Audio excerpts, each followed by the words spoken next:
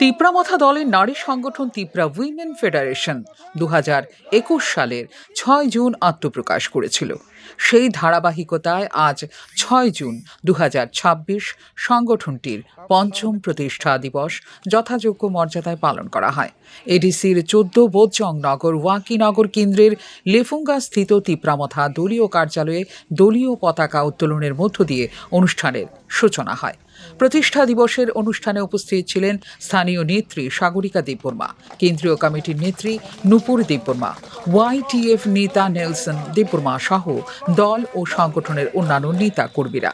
এদিন সংগঠনের নেতৃত্ব তিপ্রা উইমেন ফেডারেশনের গত 5 বছরের কর্মকাণ্ড তুলে ধরেন এবং ভবিষ্যৎ পরিকল্পনা নিয়ে আলোচনা করেন।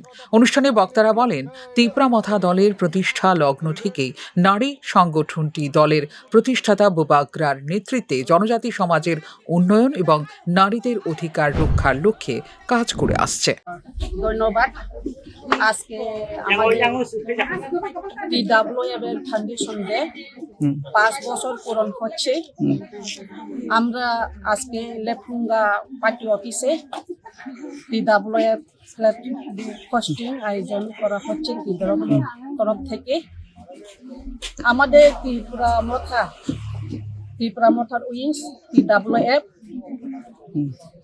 আমাদের সামনে এটাই উদ্দেশ্য হলো মূল DWF বুবাগ্রার কাছে আছে।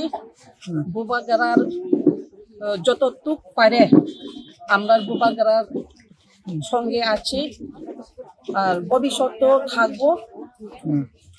আমাদের সারা ত্রিপুরা মধ্যে আজকে ব্লকে বা ব্লকে সারা ত্রিপুরার ব্লকের মধ্যে প্রোগ্রাম।